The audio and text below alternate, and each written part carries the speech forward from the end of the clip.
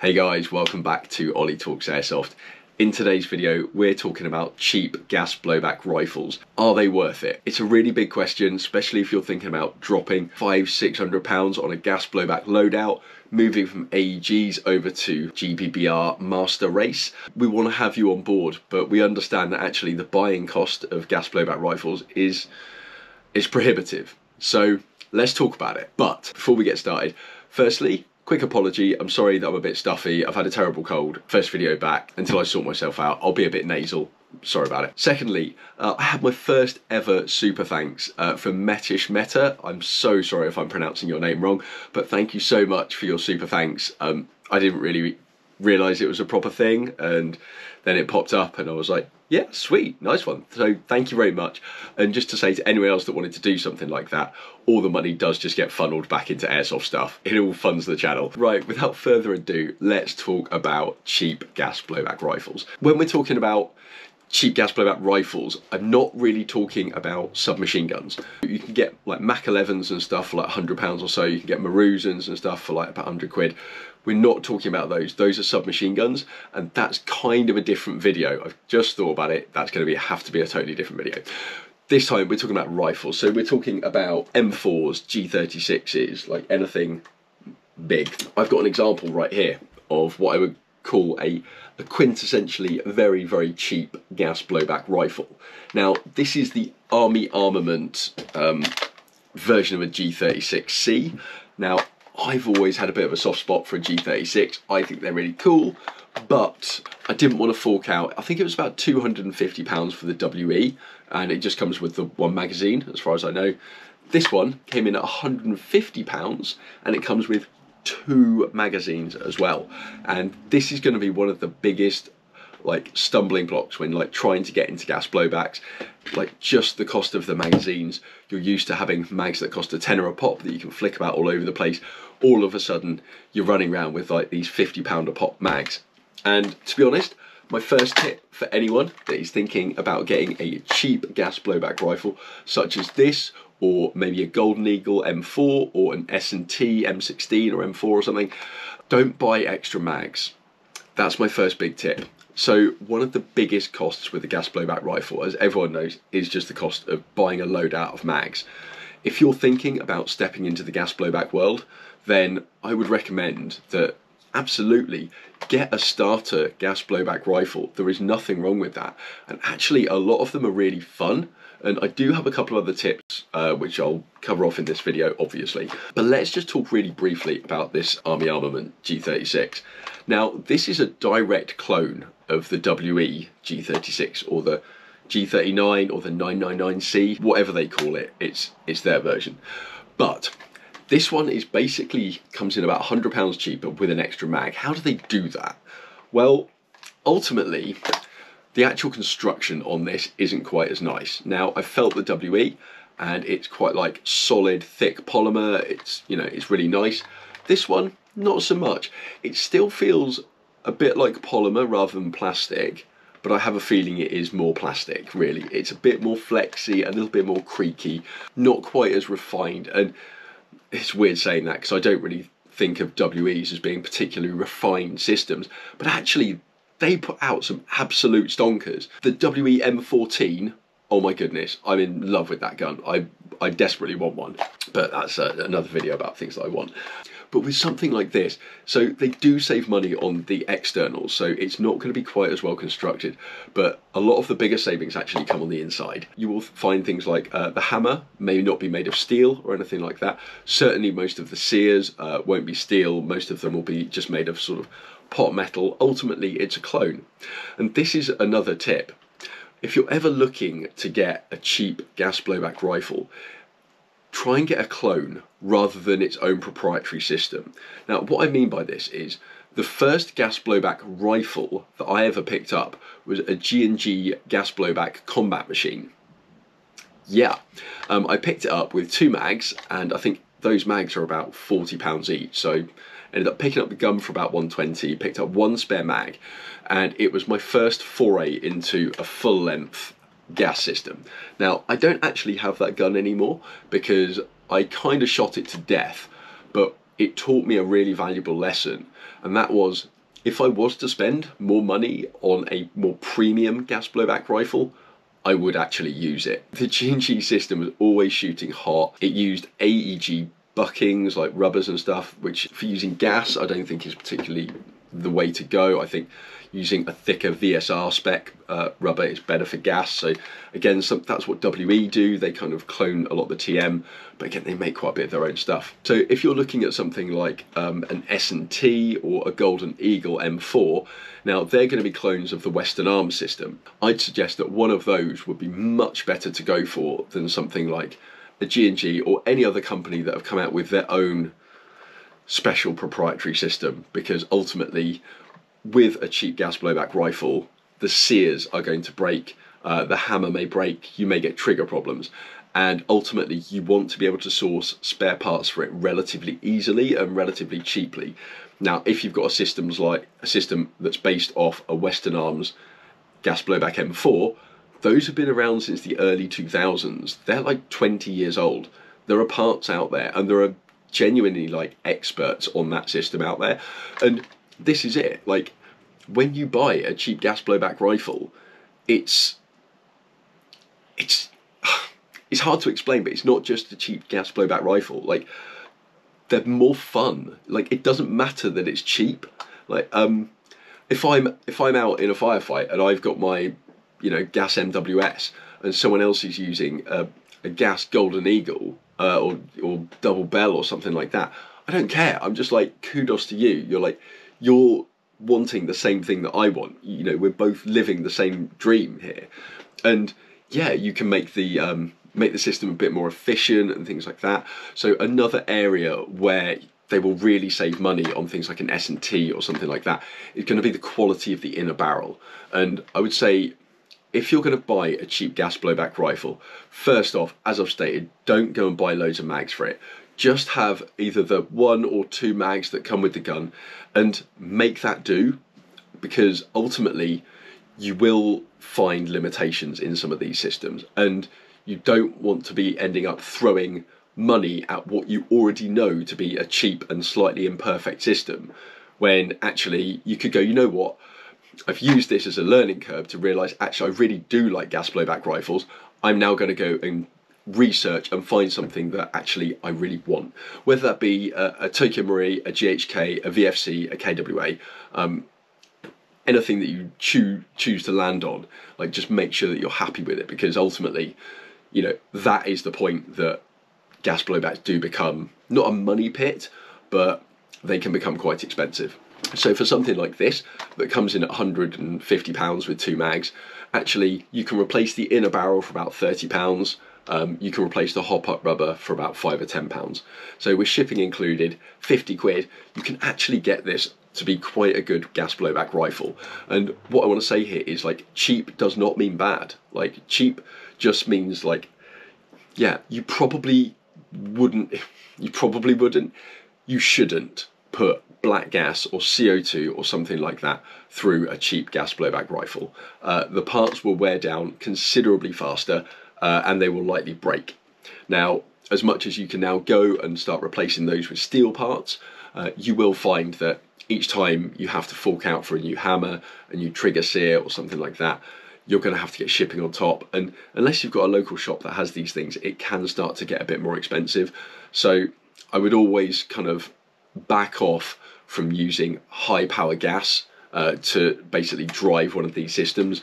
Like, if you're wanting to use a gas blowback in cold weather, like, definitely, you can either look down the MWS route, which will work in cold weather anyway, or actually, you know what, these are really good as well, because they're polymer and they don't act like heat shrinks, and that's another massive saving. You don't have to have a metal bodied M4 gas blowback rifle. You can get one with a polymer body and save like £100. And ultimately, if the gun is actually lighter, then there's less mass holding in one place, and you feel it in your shoulder more. So, like, cheap gas blowbacks they're fun. Like, I want more of them because they are fun to shoot. They're not necessarily like the most competitive, but they certainly can be made competitive. But I think that at the point that most people have put in got a cheap rifle, put in a decent inner barrel, put in a decent hop-up rubber, it's not much after that that you go, you know what, I really want a VFC, or I really want a GHK or a TM or something, and you kind of make that step like naturally, because you want a system that is upgradable, that's customizable. And I wouldn't want to spend, you know, buy a WE rifle, because I think WE is a weird one, because they're kind of like, they're cheap, but they're like middle of the road. They're not actually bad. And if you can, you know, I've seen people with WE rifles that have tuned them and got them shooting really, really good, and they're reliable, and you can put CO2 through them with, you know, with all steel sears and hammers and stuff, and you can essentially, what I would call, like, brute force the system. And that's very much the same that you do with like a GHK, and that's why they can also be used in cold weather. But it's not because you're using like a refined system, it's because you're just brute forcing it. And as soon as you try and brute force like an S&T or a Golden Eagle, you're going to break it. So understand the limitations. Like, you are getting in entry level, and so you've got to kind of expect entry level. But actually the performance that you can get from some of these is great. Like, I freaking love this thing. It's cheap, but it's fun to shoot. But I know for a fact that within 6 months it's probably going to start running on in semi. Like, at the moment it's okay. I can shoot the gun on semi, or hold the bottle lock, and it's okay, but it won't last forever. Did it actually just do that? Okay. Yeah, it really did. I don't know why I'm double checking that. Yeah, I knew this was going to happen. Why is today the day? I was supposed to be using this as an example. Well, I guess it does still, it shows the example, isn't it? It's a cheap gas blowback rifle. The sears have clearly worn down. I've used this, I don't know, I've probably only shot like maybe 3,000 or 4,000 BBs. Like, one bottle of BBs has probably gone through this gun in its lifetime with me so far. So that's not a lot, and already we appear to have semi-auto run-on problems. That's really weird. Okay, I'm going to see if it actually does it with BBs, because sometimes if you're just holding the bolt catch it can do it, and actually if you use BBs then it won't. Why am I doing it this way when I can just use my top down? Way better technique. So run-ons are not good. Like, that's not the sort of thing that you want to be happening with your rifle, because essentially if it's running on, like, I can't now take this into a CQB game, because I could end up accidentally shooting some kid full auto in the face, which I do not actually want to do. That's not why I go to Airsoft, weirdly. Okay, so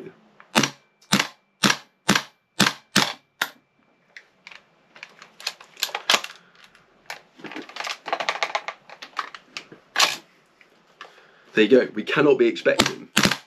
Oh yeah, that was it. Yeah. So it's running on with ammo, and we're getting a couple of misfeeds. Quite a few misfeeds. To be honest, I was given this Vorsk ammo.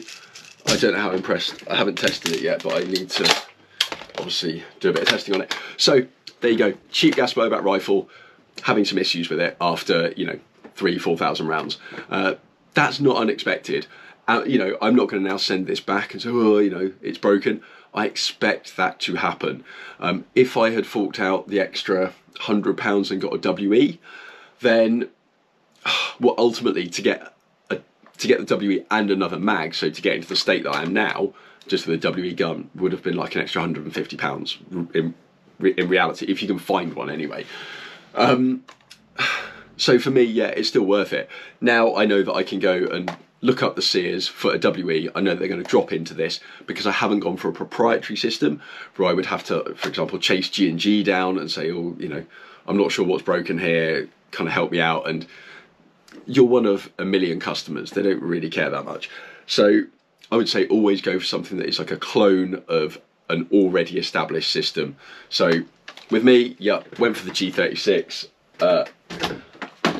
I still love it, even though it's just started running on. That's annoying, and yeah, like, yeah, I'm not entirely happy about that. But like, my point still stands. This is, you know, it's really fun to shoot. It's a really fun gun to shoot. And if you're thinking about getting into gas blowback rifles, and like the idea of dropping £500 on a GBBR is just not a part of your future, I get you. Like, I'm with you on that. And it shouldn't need to be. I would say absolutely go get a Golden Eagle, go get a I don't know what the others are, S&T or Double Bell or something like that. I'm sure I'm saying the wrong manufacturers, but you know, you can find these companies, you know, like, I don't know, BB Guns for Less and things like that. They have these cheap gas blowback rifles. Just go in knowing that you're kind of testing the water for maybe getting something a little bit better down the line, and just to figure out, yeah, you don't want to spend £500 and then buy a full loadout, and you know, ultimately buy, maybe say you buy 5 or 6 mags for it, you're up at like £800 that you've spent on that gun to get a full load of mags for it. You haven't even put an optic on it yet, so it is getting too expensive. And actually the fact that you can, for 150 quid, get a gas blowback, and okay, so it's run about 3,000 rounds. That's probably like 2 or 3 full game days that you're going to get out of a rifle like that, to kind of give you that little taster. And get a clone, and then when it does break, and it will break, you can repair it and you can deal with that yourself. And it's fun. Like, you become part of the gas blowback community, and we're all a bit weird because like we just like the fun part of the shooting. Like, it's just really fun. I love it. I love it. I love cheap gas blowback rifles. I think they are a great entry point for people that want to try something different in airsoft, but just, yeah, know what you're getting into. Know that it's not going to be an MWS. It's not going to be a GHK shooting on CO2. Like, it's not going to be that. And you know it's not going to be that. So don't be disappointed. Just go in and just, yeah, get one and have fun. Like, that's all they're designed to do. They're designed to have fun. But honestly, my top tips would be, don't buy loads of mags for it, because that's what's going to cost you money. Wait until you found a system that you really like and that you've maybe tried out one of your friends and you've really got on with.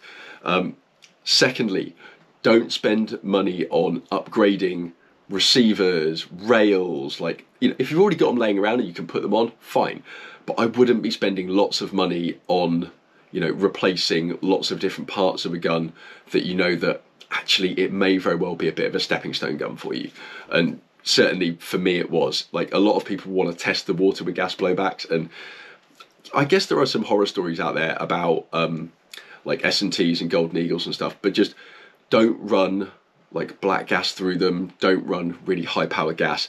Also, don't expect them to run in super cold temperatures all through the winter, because they're not. They're just clones. So, and that's the last bit. Make sure that you get a clone rather than a proprietary system, and you will always be able to pick up some kind of spare parts, or there is going to be knowledge out there in the community of how to fix kind of whatever problem that you run into. But ultimately, they get my thumbs up. Like, if you like having a bit of a collection and having some cool stuff, you can't have 10 MWSs, or certainly I couldn't afford to do that, as much as I would love to. And actually, sometimes to get the look, you've got to go for something different. And so anyone out there that's thinking of pulling the trigger, going for a gas blowback rifle, even a cheap one, I say 100% go do it. It's all about how much fun you have, how much it puts a smile on your face. And even having like E&L AEGs and really nice AEGs, as soon as I had a cheap gas blowback rifle, that's all I was playing with. That's all I cared about. Sat in front of the TV, racking the bolt, even a half cycling bolt, racking that, plinking off rounds, absolutely loving it. Go get one. Guys, thank you so much for spending your time with me. I really hope this helped a couple of people out, and I look forward to seeing you on the next video. Take care.